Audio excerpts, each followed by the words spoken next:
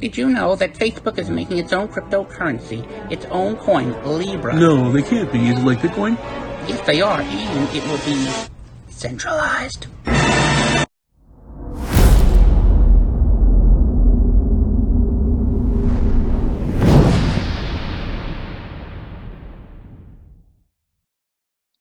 Hey everybody, welcome back to the channel. I'm Satoshi Sean, glad you're here. If it's your first time here, please crush the like button, really helps us out, and hit the subscribe button, the bell for notifications. Today we have a big treat. We have Jeff Berwick with us, the #2 rap sensation from Canada. Also the one of the pioneers in tech. He started the first, or one of the first stock portals, and then sold the company. Also the host of the Anarchist podcast, which I just started listening to the podcast. It's amazing. Like I said, I've followed you on YouTube for a while, but I never really, listened to the podcast. I've been listening to it for a couple days now. They're really, really good. Check it out. It's not on Spotify, or I couldn't find it. It's on iTunes is where I subscribed to it and got it there.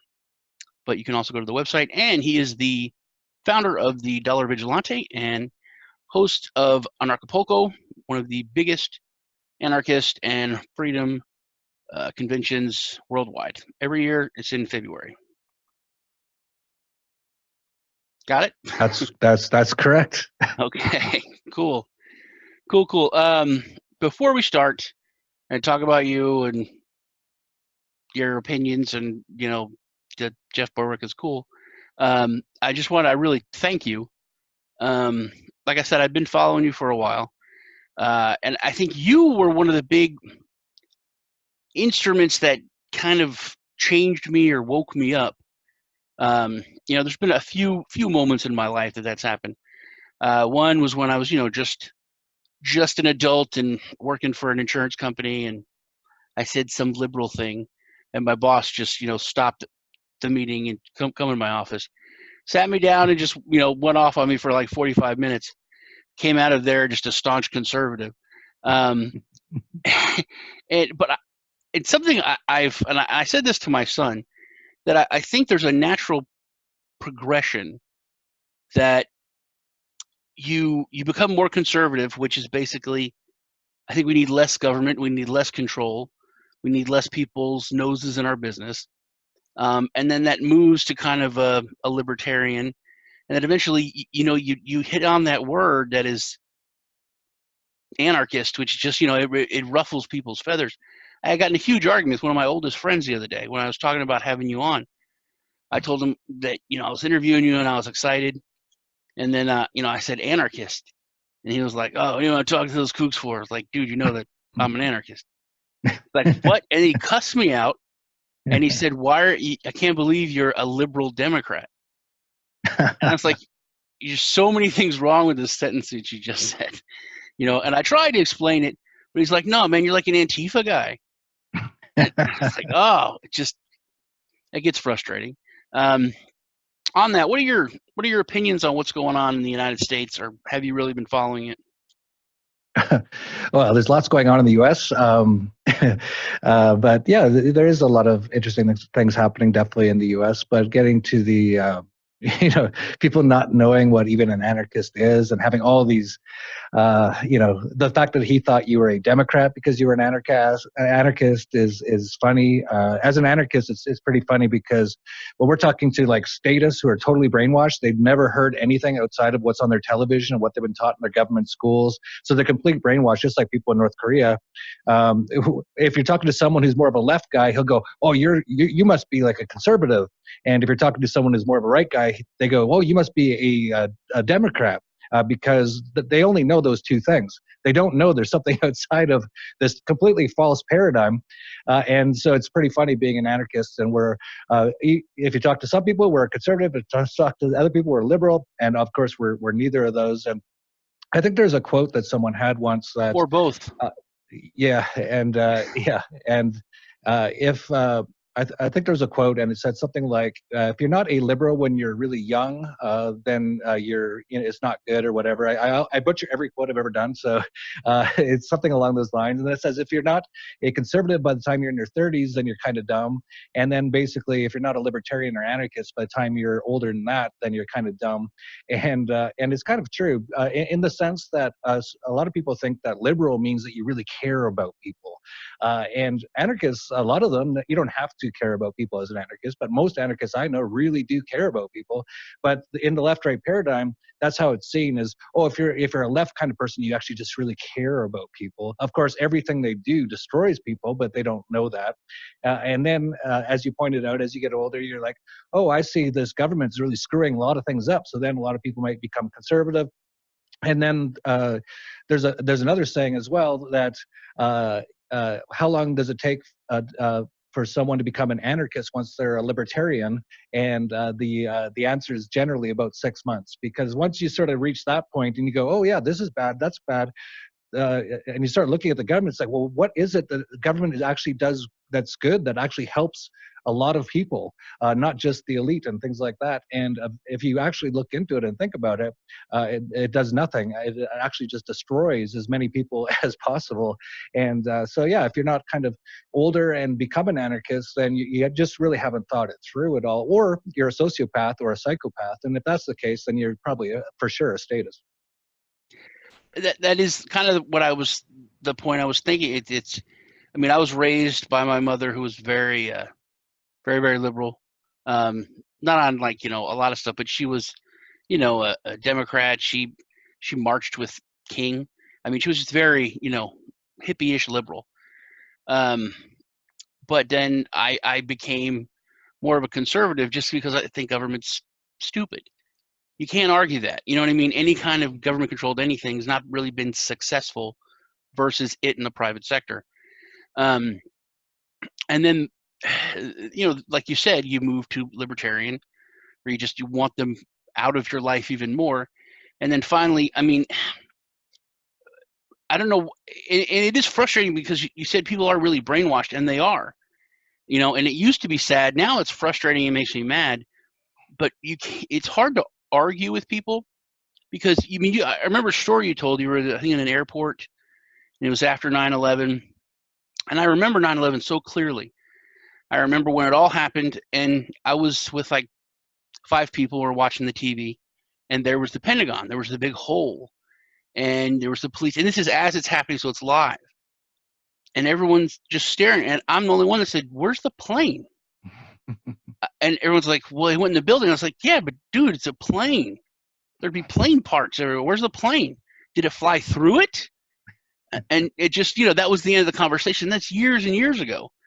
But you said that you were in an airport and a bunch of people came on. It was coming on the news, and they're like, "Here's these still shots," and yeah, everyone just said, "Yeah, that's it. Oh, okay, I understand." Yes. And so basically, it's like you watch different stuff.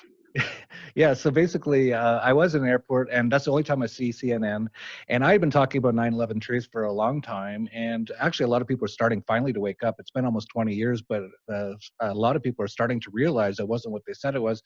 But yeah, so I'm walking by, and they goes, Wolf Blitzer in the Situation Room. What's going on, Blitz? And he's like, breaking news. The Pentagon has just released a video of the plane hitting the Pentagon due to all these crazy conspiracy theorists who've been talking on the internet that they don't really see a plane there. And so here is definitive proof. The Pentagon has just released it. Let's go to Wolf. Let's play the video. And they go, here it is. They only released 3 frames. And I was like, 3 frames? Like average television quality sort of stuff, I believe, is 30 frames per second. So they put 1/10 of a second of video, and it wasn't even in a row. So there was, the first frame was nothing. It was like blue skies. There was like birds and trees. The second one, there was some smoke, and it looked kind of like a missile, actually. It didn't even look like a plane. It was just smoke. It looked like a missile just flown by. And then the third frame was an explosion of the Pentagon. And then the news readers, the brainwashers, the people who are programming people, come back on. They go, there you see, definitive proof. We can end this argument once and for all. A plane did hit the Pentagon. And I was like, oh my God, I can't believe they just they didn't even show a plane hit the Pentagon. They said it was. And I looked around and every single person was nodding. And I saw one person go, you see? And I was like, holy cow, they're so brainwashed. Yeah, I remember hearing you tell that story. It was a long time ago. And I just kind of shrugged it off, you know, I just listened. It was a story. But then seeing it happen, it blows your mind. It's like, did we not just look at the same thing? Did you see something different? You know what I mean? And people just, they don't get it. They don't get it. Yeah, it's unbelievable. Like even watching the Twin Towers falling, that's impossible to happen. It's physically impossible unless there was some sort of demolition done to it, because even though they use the word pancake effect, just do a Jenga thing in your house. Build it 100 Jengas high and knock out the 90th and 89th Jenga floor. Just knock it out and see if the top 20 Jengas crush and turn into powder and molten lava at the end, the bottom 90 Jengas. It's not physically possible, but people will actually, and there'll actually be architects and engineers who will watch that, and you'll go, explain this, and they'll go, oh, pancake effect. It's like, what pancake? How? That's impossible. It's physically not possible. Do you not know anything about physics? Of course, there is thousands and thousands of architects and engineers who have signed up for 9/11 Truth, and they've all said, and this actually is coming out more and more now. It's unbelievable. It's taken 20 years, but thankfully it is people are starting to wake up, and they say that's just physically not possible. And there was, I think, a university just did a quite an extensive thing on, I think it was University of Alaska, and they said that that's not possible. that is not possible. You can't, the top 20 floors can't turn the bottom 90 floors into dust at free fall speed.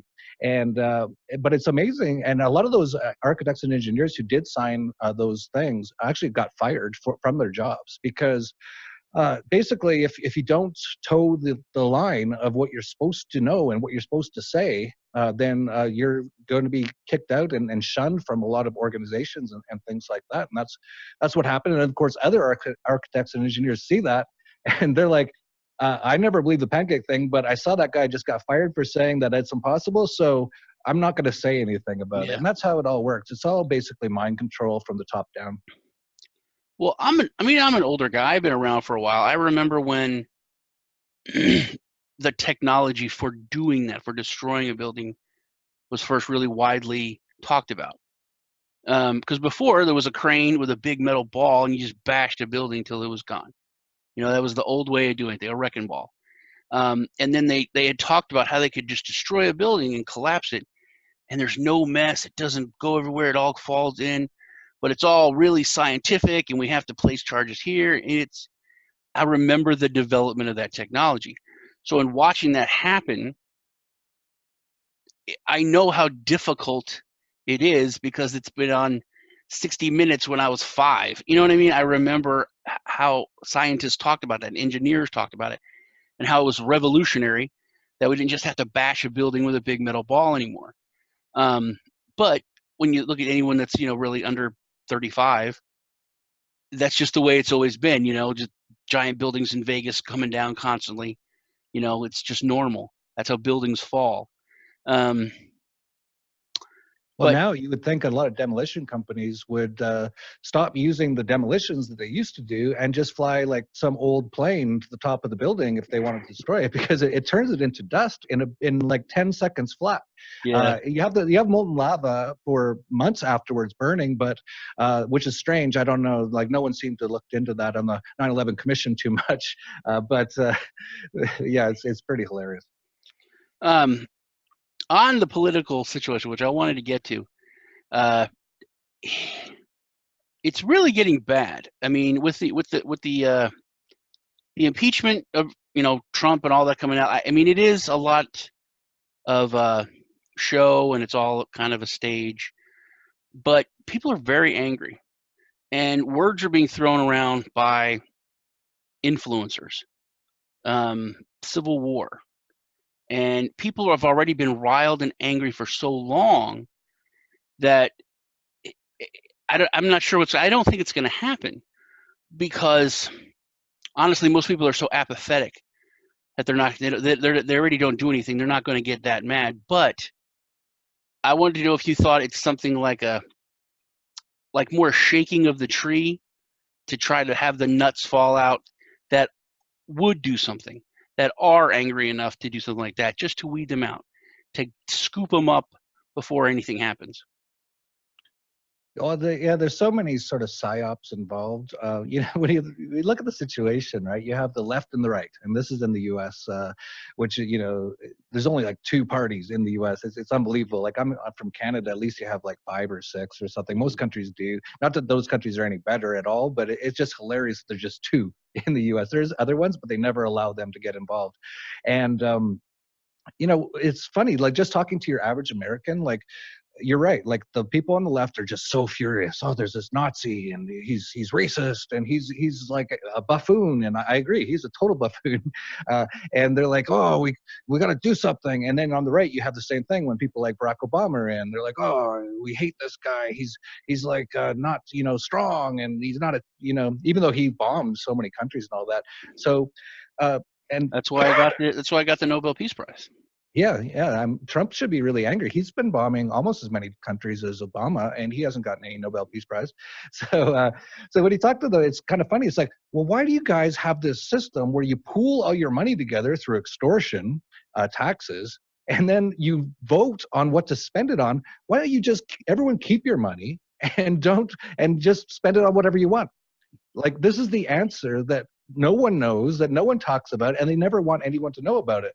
And that's why they really try to make the word anarchist sound bad. That's why they try to confuse people. Even these things like Antifa is a total like psyop from the CIA and stuff like that. And they want people to think that's what an anarchist is, and these sort of things. But it's just like, why? It's such a simple answer. And when you talk to these people, it's like, why do you guys keep doing this? Why don't you just stop? Why doesn't everyone stop paying taxes and you just spend your money any way you want? And, I know that sounds crazy, but then you have these two sides just constantly fighting, and that's what they want. And when you ask about, will there be some sort of civil war? I don't think so. And I was really watching the invade, or what do they call it? Takeover Area 51, storm Area 51. When I heard about that and I saw it had like millions of people saying they're all going to go, I was like, oh, this is interesting. So people are actually starting to say, hey, we don't believe the government on something. Now, they shouldn't believe it on the Federal Reserve. They shouldn't believe it on the IRS. They shouldn't believe it in Congress. But, these people are dumbed down. They just watch television and movies from Hollywood, which is a CIA operation. And they're like they just really care about aliens. It's like, okay, aliens, that's an interesting thing to think about. And so I was watching that, and they were saying, oh yeah, the government's hiding something from us, and they can't stop us all. And I'm like, that's right, they can't stop us all. If all of us, or if even just 10 or 20% of us decide we don't want what's going on, we can easily get rid of this system. So I totally agree with them on that. So I was watching, and I said, I bet no one shows up, because I know how most Americans are today. First of all, they're mostly all broke because of the system in place. They've been impoverished and taxed and regulated to death. The central bank is inflated so much that hardly anyone can even survive anymore. So not a lot of people have any money to even go to Roslyn or New Mexico or wherever it is. I don't even know, because I don't follow it that much. But and then on top of that, most people are just very, as you pointed out, apathetic. And if they still have their pizza and they still have their beer and they can still watch the sports ball games, and they still have a job of some sort where they can at least survive, your average person will not do anything. This is just an unfortunate sort of thing about human history, actually. It seems like people wait until it's dire and they're basically starving and are completely oppressed before they actually do something. So I watched the Storm Area 51, and I saw different numbers. Almost all the media is all fake news and propaganda. But I saw anywhere Luke from Weird Change was there. Yeah, so I watched his was the only coverage. one That was funny. Yeah, I watched Luke because I know he's going to give me some good information. I think he said it was a few hundred people, and it was just basically a Bud Light sponsored nightclub party, and no one even went near Area 51. So that is just one example of why I don't think there's not going to be anything like that. That's a good point, and I'm glad you brought that up. It's perfect. That's what I was kind of talking about. Do you think it might be something like millions of people said they're going to go, millions of people are angry, millions of people believe there's aliens there. Millions of people talk about a civil war. We'll fight you, and we'll fight the left, and we'll fight the right. But it's just kind of a test to get those few hundred or few thousand people to come out of the woodwork and say, we're the ones that are really going to show up. And those people are the ones that then are going to be watched, are going to be looked at or picked up. Yeah, absolutely. That's another thing that the government surely is doing. Another interesting thing is about the people who are gun owners, who are really stringent Second Amendment people. You take my, you come from my guns, you're going to get my lead and stuff like that. And they talk very strongly, and I support how they're talking. They're saying, if you try to take my guns, I'm going to kill you. And I totally support that as self-defense, of course. And I don't care what politician wrote on what piece of paper, it does not matter. But then they've been doing this now for a couple of years, where they're doing like these red flag laws and going around, and every single time they go to it's usually like a veteran or one of these guys who's like a real hardcore gun guy. And he's like, if they ever come for me, they're going to die. And then the police show up, they knock on his door, he puts his hands up, they come in, they search his house, they take his guns, they put him into usually like a mental facility where they drug him up a little or a lot, and that sort of a thing. But I have yet to see even one person fight back. There's been about 15 people killed so far in the past few months. Has it? Yeah, it's something I follow because I'm one of those people. But good. Well, I'm glad to hear that. We need a lot more of that. I think the red flag laws are huge. Very many. No, but it's terrible. Though. That's good. The fact that the laws passed, and and people think Trump is so pro Second Amendment. He's done more against it than Obama ever did. Not to say anything really negative about him, but it's just the facts. And I have a lot of friends that are Trump supporters, and like, Trump's not going to let. I'll talk about red flag laws, and the first thing they say, Trump never let it happen. I was like, actually, he said he's in favor of it, and it's really bad. He was quoted as saying, take the guns first and due process second. Yeah, due process second. And this is how the whole political thing works, left, right. And they do this on purpose. That's why it's always about 8 years of left and 8 years of right. And they go back and forth, because that's about as long as your average person can handle it. And then they think they won, right? So all the right people were like 8 years of Obama, and they're like, oh, we can't take this anymore. And then they go, oh, the right guy won. And it's like, yeah, and he's our hero. And they wear red hats. And then the right guy actually does more to take away their rights than the left guy did, because, as you pointed out, they're so brainwashed with the propaganda, and we won, and our team won, and Trump's good, that he can almost do anything to them. And that's the red flag laws have been shown that. Well, he came in, and I had high hopes. I had high hopes when Obama came in. Just hopefully, maybe, and no, but I mean, Trump started talking about maybe we should go back on a gold reserve, and I had to pick my jaw up off the floor. I was like, whoa. But at the same time, he says he wants to take over the Federal Reserve and print more money, which is the exact opposite of a gold reserve. Maybe we should lower interest rates to negative. Which is the opposite of a gold reserve. Yeah. And if we do that, that's it. That's the end game. That's when it happens. You know what I mean? And I think we're almost there. Yeah, I know. But there's so much influence. And that's another thing with Trump, because he's kind of a dick. Basically, he's like, well, maybe we should lower interest rates because, Europe's doing this and everyone else gets to do it. And everyone's like, no, we can mess around. We can do that. You're the reserve currency. You can't do that. And just like kind of daring him by that, he's like, well, don't tell me I can't do it. I'll go super negative. You know what I mean? I don't care if the world crashes. And I think that would be like the thing that could happen, the thing that could set it off. What's going to happen either way? They have to, with the amount of government debt. And Trump, a lot of people are saying, oh, he's going to cut back on so many things. A lot of the right people, right? They're not in favor of so-called big government.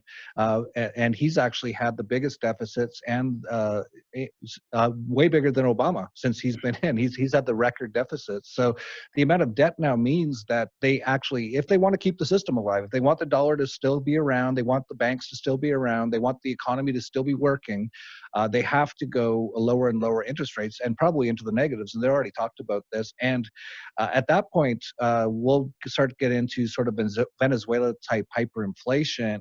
But this time, the thing about hyperinflation is in the last 100 or 200 years, when you have hyperinflations, there's been lots of them. It's just been in one country. So it's been in Zimbabwe or Argentina every 10 years, or Venezuela. And in places like Zimbabwe, for example, when that happened 10 or 20 years ago, in the last 15 years, basically, a lot of people who had any assets started to hold U.S. dollars, South African rand, gold, and things like that. And there was no cryptocurrency, obviously, so they couldn't do that.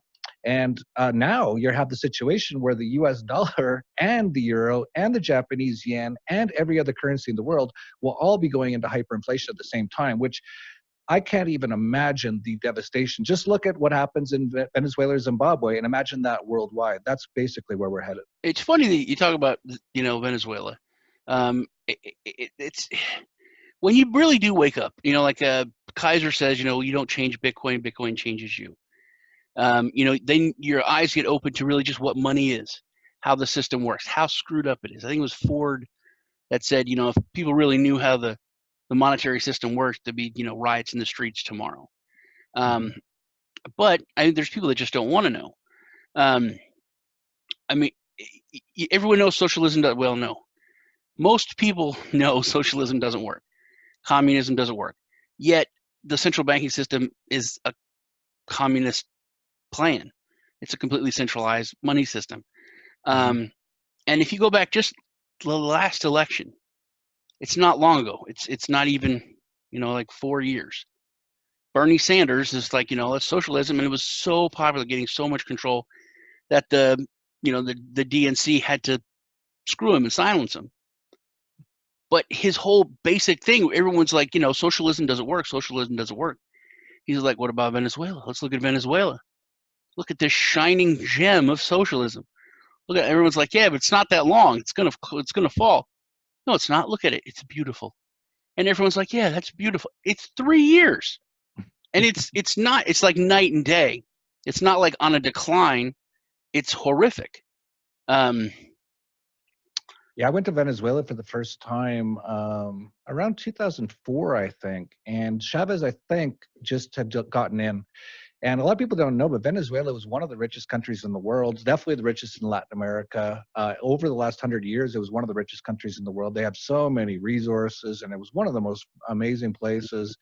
When I went to Caracas, it was great. The malls were amazing. So many beautiful girls at all the nightclubs, and it was just like happening. And I talked to some restaurant managers and stuff when I was at their nice restaurants. And I said, wow, this is really, really nice here. And they're like, yeah, well, you should have seen it a few years ago. It was a lot better, and it's getting worse every day. And I said, why? And they said, Chavez. And it happened so quick. It was within a couple years, the place went from really nice to not good at all. And then, about a decade later, that it's basically people are starving in the streets. There's no businesses open. There's no restaurants. There's no nothing. The grocery stores are all shut down. You have to wait in lines for like a week for a bag of rice or a bar of soap and things like that. So it can happen very, very fast. And it might not be like a couple years, but definitely 5-10 years of where it's all headed right now. Yeah, you can see it be incredibly bad. But, if a lot of people start to protect themselves and start to realize this and start to move away from these systems, start to use things like cryptocurrencies and precious metals, it won't be anywhere near as bad as it would be if everyone just gets totally destroyed in the next few years. So that's really one of the things I try to do, is try to wake people up before it's too late to start using alternative systems like cryptocurrencies, so that we can get away from these systems. Because if literally everyone in the world today all of a sudden had a light bulb go off and they went, I'm not using government currency anymore, I'm just going to use cryptocurrency. First of all, there'd be a lot of ramifications from it. And one of them would be, can Bitcoin or other alternatives even handle 7 billion people all at once like that?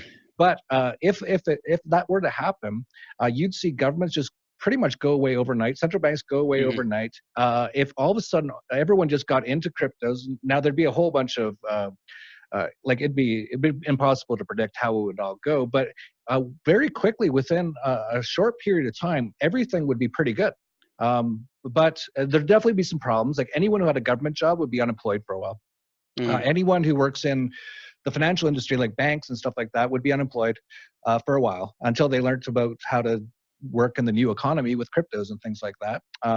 But in general, we could just very quickly move on to a new system, and there wouldn't be any super negative impacts other than some people who, if you work for the government, you kind of deserve to get screwed, in my opinion, anyway. It's called karma. But in general, it would be a very easy process to switch over. But the thing is that most people still don't know much about crypto. They, if they do, they get their information from the mainstream media that it's criminals who use it and stuff like that. Of course, the criminals are the governments and the central banks. But if we can get enough people to wake up, then this, well, let's put it this way. If we don't get anyone to wake up, this will be unbelievably bad. The 2008 financial crisis will look like the best day that had ever happened on Earth. The Great Depression in the late 20s and 1930s will look like, I wish we had a time like that again. It will be 10 times, 100 times, 1,000 times worse if we have hyperinflation across the whole world and people don't wake up enough to protect themselves from it beforehand. We will see devastation like we can't even imagine how bad it could be. Well, when it comes to devastation and technology, everything has sped up. Going back to Venezuela, I've talked to people from Venezuela. I've streamed to them, and it's like a ghost town because it's so, because like you said, it was like this massively rich country, technologically, socially, and now it's still there, but it's like a shell. You know what I mean? And the government's trying to put band-aids on it, like gas is free, but the gas station only has gas like 2 hours a day, and then it's gone. But the government, they don't have ticket takers at the for the rail system, but everyone's just, climate. There's so much, I want to say anarchy, but it's a bad word to use. But the government's just like, yeah, don't worry about it, but they're putting band-aids on it just to kind of keep people from revolting. But like they have a beautiful zoo and huge, like envy of any zoo in the world, but the animals are dying of starvation, and the lions are walking around because they don't have food. They have these beautiful botanical gardens that are dead because people have stolen the copper from the sprinkler systems. It's just a weird thing to think, and it's happened so fast. On the precious I was just metals, there a couple of years ago, and we had to hole up in a hotel, and like you said, it was a shell. Like they basically, no one was on the street at night, and it was considered like a death wish if you went out on the street. We went out. I actually found a strip club. Amazingly, the strippers were so depressed. It was horrible. There was no one there. Like just the depression of everyone was so bad. And one of the interesting things to me was I talked to quite a few people, and I was like, "So how do you feel about what's going on?" They're like, "Oh, it's so bad." I'd be like, yeah, it's like, Chavez and Maduro and the socialism and the communism. And a lot of people were like, no, I don't think that's the problem. And I was like, oh my God, they're that brainwashed. They basically, because they all went to their own government schools where they were taught socialism's the best, all this kind of stuff.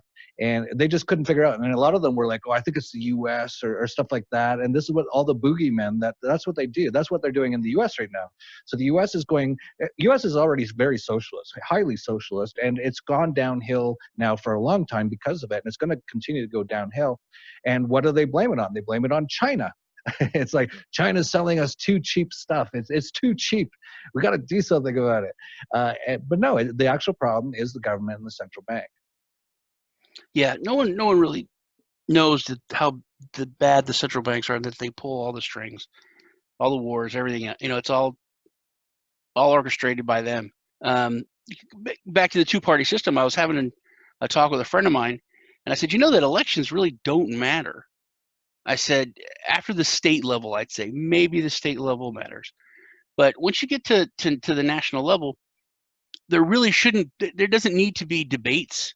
There doesn't need to be any of that. You have this guy, he's, super polished dude, and this is my family, and I like this, and I believe in this, and it doesn't matter. You should literally walk up there and say, I'm a Republican. I'm going to do what Republicans do. And the Democrat go up there, I'm a Democrat. I'm going to do whatever Democrats do. You look at voting. I mean, if you take 10 people, if you take 10 of your friends, people that you like and identify with. And you all ask them a question, you're going to get 4 or 5 answers. You know, everyone has different opinions. Everyone has different feelings. Everyone believes in different things. You'll have some people that hate chocolate. You know, that's just weird. But Yeah, it's crazy. when it comes to a vote in Congress, it's literally 99 to 100% of the Democrats vote this way, 99 to 100% of the Republicans vote this way. It doesn't matter who the person is. It's just the party. And that's the whole problem. I tell everyone it just needs to be reset. You know, you got to throw out the 2-party system, throw it out. Doesn't work. They're the ones running it. You know, the best thing to do in this situation would go back to the 50 states, all just being 50 independent states. That's why it was called the United States. I don't know if anyone remembers this or knows this. That's what United States. There were a bunch of independent states, and they were kind of united. They were like, hey, we're all friends, but we're all independent. And that got totally usurped, obviously. And a big part of that, there was so many reasons. Obviously, Abraham Lincoln, he's such a fascist with his massive terrorist attacks, killing how many people in the Civil War and all that. That was actually a huge fascist takeover. And that's why still to this day, his monument in the Washington District of Criminals is him with his 2 hands on 2 fasces. Fasces is for fascism. So it was a fascist takeover. Even still to this day in Congress, where all the con men are, right behind them is fasces, because it's a very fascist. It was a fascist takeover. It's been a long time ago. So if anyone's out there still kind of statist and they're like looking for a status-like solution, I think the solution's anarchy. But you know, at the very least, just go back to 50 states, and then from there go to every city has its own government. As you pointed out, the more local it gets, it's better. The more far away it gets, where you have 300 million people and they get to vote for a red donkey or a blue elephant, and it's like, and nothing changes no matter what they do. That's just an absolute disaster. And so even for people who might not even understand anarchy, who might be watching this, I'd like to see more and more governments. See, if you explain that to a child, they would think you're an idiot. You get to vote for a blue donkey or a red elephant. What do you want to do? They're going to run things and tell you what to do. Like, and they're going to take most of your money. Yeah, and they're going to take your money. Yeah. And I had heard that idea. Just to finish my thought there, though, that it's kind of funny. I'm an anarchist, but basically what I'm saying is I'd like to see a lot more governments. I'd like to see 50 governments in the U.S. that actually were independent. I'd like to see it eventually get to 7 billion governments in the world, where everyone is a sovereign individual and they make their own decisions and they keep all their money. This is crazy, I know. I know there's people out there like, he's crazy. Keep your money. Someone doesn't steal it. How will we have roads? Yeah, I was going to say, what about the roads? We already got roads. Don't worry about it. They don't disappear. Who's going to keep up on them? That was my friend that went off on me for being a liberal Democrat. He's like, because I started talking about anarchy. It's like, no, blah, blah. I went all the point. And then he brought up the roads. And I was like, dude, you're so textbook. Where did they get that from? I don't know. I was like, I can't believe you said that. I was just I don't like, remember as long them as teaching in the government schools that we need government for roads. Well, but that I told seems him to be like always. They always bring it up. Yeah, it's the first thing. It's I said, we're both how going to Austin. Do we have roads? We're both going to Austin this weekend. I said, are you going to go on the free road or are you going to go on the toll road and you're going to pay? He goes, I'm going to pay. It's 95 miles an hour. It's way faster. But I was like, exactly. I was like, why are you paying for this other road? You're paying taxes, and then you pay like it was a civilian contractor that made this road. Why are you doing that? And then I was like, I don't know. I got to go, man. But it's frustrating. I had heard on the 50 states thing, someone talk about America just needs a divorce sometimes, doesn't work out. But to go back to, we're still the United States, we're still all together. But it's like Europe. We become Europe. And I was like, it's kind of what the EU is trying to do. You know what I mean? But I think the EU is much worse. Because the EU is going the opposite way, because it was, how many countries in Europe, dozens and dozens of them, and now they're trying to make it into one country, right? So they're going the direction of the one world government. There's two directions here that humanity can go, and all the globalists, people like even Trump wants this, but he hides how he wants it. But they want it to eventually be just one government for the entire world. And essentially anarchists are saying, we'd like to see 7 billion governments. Yeah. And, you know, the closer you get to one side, like if you get to their side, it's more tyrannical, it's horrible. Just ask anyone who lives in the EU. It's horrible. Yeah. There's like a rule and regulation for every single thing I you don't can know imagine. anyone in the EU that is like, no, they're not doing a bad job. Not one. Yeah, that's why this whole Brexit thing has been a big deal for a while in the UK, is that they're like, we got to get out of this, and then they voted to get out, and voting, that's always works really well, and they're still in. They're like, how do we get out of this thing? This thing is a monster. Yeah. Well, the fact that they're officials, or they're not voted in. I Yeah. mean, the head of the finance thing that's is the exactly what they criminal. want. Yeah. She's a criminal that the United States court said, you're a criminal. And I remember reading a story, it was from like 3 years ago, that said she's not going to be like in jail or in trouble, but her days as head of the IMF are numbered. 3-year-old article, and now she is the head of the EU, finance. But there's what can they do? They have no power to do anything, and now this woman's in charge. So ridiculous. On the precious metals thing, I really agree with you. As things get worse, that's such an important staple that we'll need to have just for commerce, basic commerce. With what's happened in Hong Kong, their ATMs are out of money. People can't get money in other places. It really shows how important it is. But there's been a lot of reports, like out of England and other places, that people who are like dollar cost averaging silver or gold, they're going to buy and there's nothing there. They're out.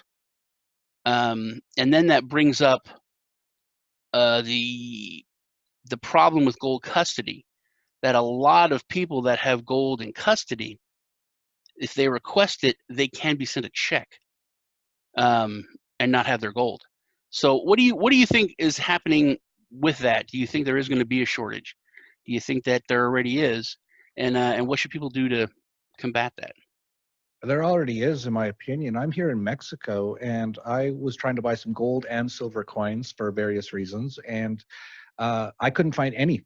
And Mexico is the largest silver producer in the world. I couldn't find any silver coins. And I actually had a contact, and he went to the Central Bank of Mexico, which is sort of like runs the mint, sort of similar to most countries, and said, hey, we want to buy some gold and silver coins. You guys have any? And they said, no, we don't have any. And it was actually funny because a few weeks later they got robbed, which was hilarious. I love it when people rob the government. Like, it's not really robbing, it's sort of like, what they deserve. But here in Mexico, everything's so, like, there was just a video of a town where they dragged the mayor down the street behind a car. So that's why I love Mexico. A lot of Americans are like, oh, it looks so dangerous. Like, it's dangerous for politicians for sure. And that's the way I like it. But they actually, robbers went into the Central Bank of Mexico and stole a few $1 million in gold and silver coins. So I wrote to my friend afterwards, I'm like, hey, what the heck? I thought they didn't have any. And he's like, they lied. They were trying to hoard it for themselves. So I haven't been able to buy any precious metals here in Mexico. I'm even, I actually had to go up to the US. I actually used goldsilver.com. You can actually go to dollarvigilante.com/goldsilver and go there. And I bought some coins there, and I had it sent to a U.S. post office box, essentially, which is sort of like a rerouting place, which is really a great service. It's called Ship It To. And when I go up to the U.S. next, I'll just have it sent to whatever hotel I'm at. But that was the only place I could even find to buy some precious metals at this moment in time. So, I think already it's getting hard to buy, and we haven't even started this crisis yet. Like, we're not even in the beginning of it. We're just in the beginning right now. So for people out there, if you have been wanting to buy some precious metals, like, do not wait. Because once this really gets going, like, it's already bad. It'll be impossible to buy precious metals for fiat currency in the next couple of years, in my opinion. And you pointed out too, as far as custody and stuff like that, a lot of these gold ETFs and stuff like that, I don't believe they have the gold. Even in the US, they say they have Fort Knox, where no one's really actually seen the gold in like 80 years. It's gone. Even if it's there, it's already been sold to somebody. It's not the US people's gold or anything like that. And there's a saying in gold, and this is why crypto is also so important, but the saying is, if you don't hold it, you don't own it. And that's pretty true. So you want to make sure you have a lot of it in your own possession in one way or another. And that could be, in your own vault or burying it in your backyard or whatever it is. Or at the very least, I would say, make sure you have it stored with people who have no connection to governments and central banks. Make sure it's politically diversified. And that's why I like things like gold, silver, again. So just go to dollarvigilante.com/gold, silver. That's Mike Maloney's place. He's an anarchist. I only try to invest in places with anarcho-capitalists and stuff like Yeah, that. I go there. Yeah. Yeah, he's pretty good, and they actually do some holding. But the risk is, as this gets really bad, will governments? They have vaults in numerous different countries, I believe, and will governments, and say the U.S., go just like in 1933, say we're just taking all the gold. We're bankrupt. We just need to take all the gold. It's a crisis situation here for national security. Blah blah blah. We're going to steal all your gold. So that is really the risk, and that's why I think, and it's so amazingly important. It's so amazing that it exists, is cryptocurrencies. If they didn't exist right now, I don't know how positive I'd be about the future. But now, for the first time ever, we can actually hold our own money, and not only that, but also be our own bank, because all the banks are going to go down in this next crisis. And so you can actually hold your own money and be your own bank and store it all in your own brain. That's amazing, especially when you get, it's going to get so bad that people are going to have to flee different countries and stuff like that. And this is pretty normal. This has happened all throughout history. It's not like anything that hasn't happened before. It happened in Europe so many times. I think, Einstein and Mises and all kinds of people fled from Europe during the World War II and all that. This will happen again. And so now, instead of having, if you have $1 million in silver, that's like a pickup truck can't even haul that amount of weight. Try getting that across borders. And that actually, a lot of people found out about that in Venezuela. There was a number of richer families who had some assets still, who were trying to get out of Venezuela in the last few years. And they went to the airport and they had a bunch of gold, and the government stole it from them. So cryptocurrencies are so much better for that reason, in my opinion. So we do have the options, though, and there's more and more sort of cryptos that are backed by gold and silver. Again, though, you have to make sure. There's no sure thing, right? Like even Mike Maloney, who I trust quite a bit. He's spoken at our conference. He's spoken at Acapulco. He's spoken at the Dollar Vigilante Summit. He's a narco-capitalist. Everything he's said, he's done. He does what he believes. I believe in him as a person, but anything could happen, right? Like I said, if the U.S. government, if his guards are shot and killed, that's it. They can take the gold. Yeah, I think they do have insurance, so that's good. But what if the insurance companies go down? What if the government seizes the gold? These are all risks. We're definitely in a period of high risk right now. The brainwashing thing, when the gold seizure, like you talk about that, even if you have gold, if you don't have it hidden, what if the government just wants to take your gold? The government can't just come and take all your gold away. Well, they did it before, and it just, man, like whatever, doesn't matter. Now that's let's omit that from the conversation. Yeah, that was different. That was a long time ago. People were shorter. Everyone wore hats. It's not going to happen now. We got cameras on our phones. It's not happening. Yeah, whatever. It's already been done. On that, I want to hit this with you. There's a couple of things. One is Libra. I think Libra is a bigger deal than most people give it credit for. I didn't think it was. I thought it was a big deal because it's, the usual thing everyone talked about. It's going to open people's eyes to crypto when they see, hey, this is, does these things that money can't. But these other ones are much better because they're decentralized, and then they learn. But that scared the crap out of all governments, especially the United States, China. I personally think that China double-crossed Facebook. I think Facebook helped China to to set up their social credit score and a lot of the tracking and all that. And I think they did that so that they could be the digital currency of China. And then I think they flipped it. But, Facebook backed off, and it was all reported that Libra might not happen. It was like that for a few weeks. And everything calmed down. Meanwhile, Facebook Libra moved their headquarters to Switzerland, to Zurich. So they're at the head of the banking for the world. And now they're not going to Congress anymore. Congress wants to know about Libra. They want to talk about Libra. They don't go to Congress. congressmen are flying to Switzerland to their headquarters to talk to them. I think that they're getting set up to actually fight the government. I think Facebook, I mean, we all watch like these, apocalyptic, utopian movies where governments are still around and they're powerful, but corporations are running things too. They're almost like a government could take out any corporation, but not like 5 if they got together. These future sci-fi things, but we never see the beginning part. I think this is the beginning stage of that. I think Facebook's going to fight back with Libra. If Facebook and Amazon and like Walmart came together and all had their own digital currency, that would kill. They could kill the dollar. I think China knows that. That's why they're coming out with their digital currency. But what I just saw the other day is that the U.S. has requested the Federal Reserve issue a U.S. digital dollar, which I think is like a huge step forward on the war on cash. Because when it comes to sovereign money and anonymous money, cash is really the king. Underneath that is precious metals, cryptocurrency, and with, like you said, when things fall, and things will, it's designed that it's not going to survive. But like you said, we have cryptocurrency now. It's never been an option. It's never been even thought of that we would have something like this. So the whole playing field is different.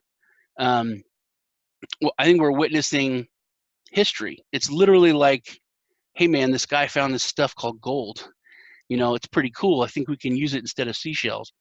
Like, I don't know, man. No, it's gaining a lot of popularity. You got to check this gold out. And when you think about that, like 5-10 years from now, like people will never believe that we actually that we use seashells. That's silly. I can't believe we did that. We use pieces of paper, with dead people or rulers on it. That's ridiculous. So what do you think about Libra and what's going on with the digital war on cash? Oh man, you brought up a lot of things there. But yeah, this is a massive monumental time in human history as far as money is concerned. As you pointed out, the crypto thing has changed the game, and now everyone's just trying to catch up. And you kind of pointed out there's kind of like 3 factions now. There's sort of the national currencies, which we still have, which are going away fast, but they're trying to go digital now, which is all part of the war on cash. Now we have the corporate currencies, things like Facebook and stuff like that, and they're kind of battling with mostly with the governments at this moment in time. And then you have like the sovereign currencies, the things like Bitcoin and Monero and things like that. And yeah, this is if you have any interest in money or monetary history or anything, this is the most amazing time to be alive, to watch this all happening. And I have no idea how it's all going to turn out. It's going to be incredibly interesting. But you brought up the Federal Reserve going to a digital currency. They're definitely going that way, and they have to, because the only way to keep the fiat reserve, fiat currency, fractional reserve banking sort of system alive, is to go into negative interest rates, because otherwise everything's bankrupt. So they have to do that, and they can't really do that if we still have cash. Physical cash, because why would anyone put their cash into a bank if they know they're going to lose 3% right off the top in negative interest rates that they're going to have to pay the bank just to hold the currency there? And then on top of that, and then most people don't even know about the inflation. They're already losing another 10% on top of that they don't even know about.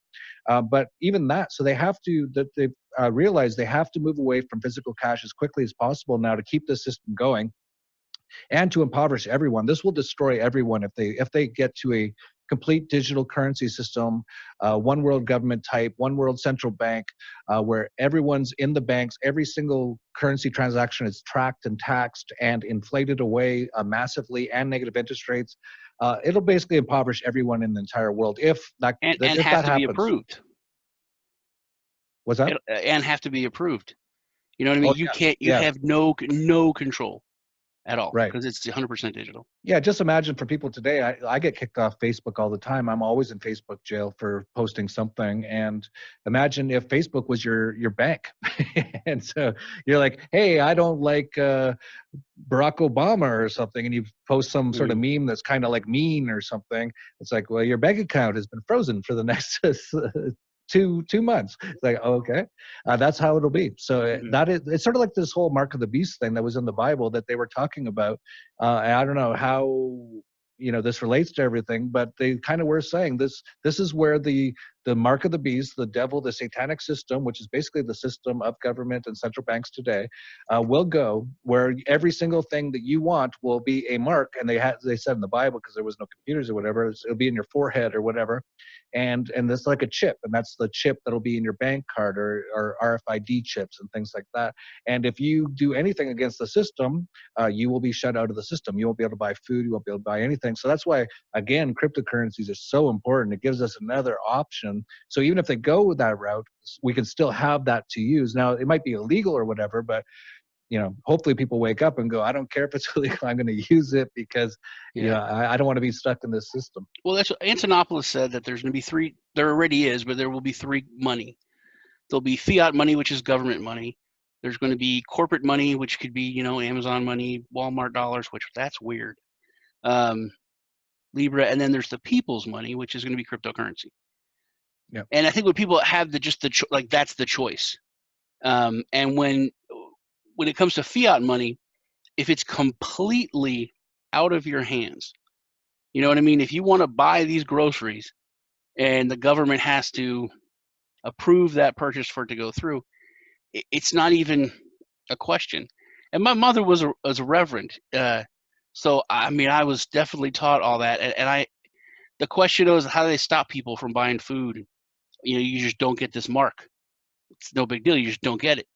And they're like, no, because you wouldn't be able to buy food. I was like, you still buy food. But if there's no cash, and if gold and silver is confiscated, what can you do?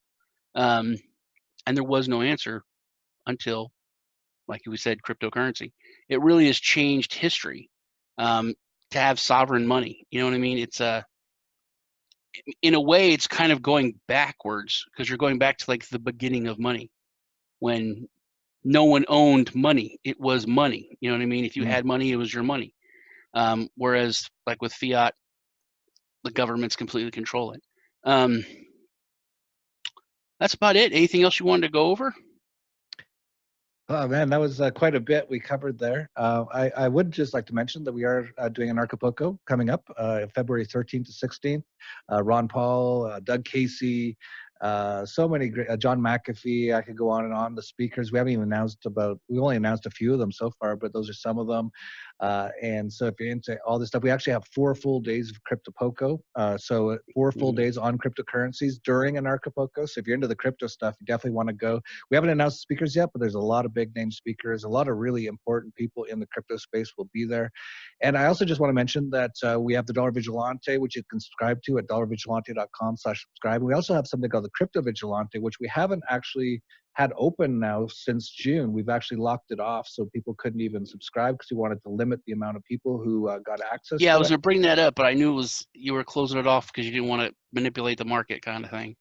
Yeah, well, you're getting like the first news on this. We're going to reopen it probably next week. I don't know the exact dates, but if you go to, I'm not even sure actually, dollarvigilante.com/ let me see if I can find it. Yeah, I wanted to get in on that because you guys, you recommended Ethereum and Monero and stuff when it was in its infancy, didn't you? Well, I recommended Bitcoin at $3 in 2011. We recommended Ethereum at $2 in 2016, I believe. EOS at around 50 cents. And so, yeah, we've done pretty well. Not a bad track record at all. Yeah. So I'm just trying to see if I can find the page. Oh, here it is. So if you go to dollarvigilante.com/TCV-launch, that's like the Crypto Vigilante-launch. You can get on our mailing list, and we're going to reopen in the next week or so. So if you've been wanting to get into that, we've got a ton of great information on there. Actually, I think there's been a number of smaller coins, that very obscure ones that a lot of people haven't heard of, that have been really starting to take off in the last few days. And we actually made about 40% on one this week. So you can get access to all those. Just go to that page that I mentioned. And when we reopen signups, it's only going to be for 1 week. So you'll just have a 1 week period to sign up, and you can get access to that. I definitely do. I missed getting in on the beginning part of it. And I want to get signed up. Cool. Well, man, it was awesome getting to talk to you. Once again, Jeff Berwick, Dollar Vigilante on YouTube. All of his links are there. I'll put his links in the description. Crush the like button. Appreciate it. You guys take care.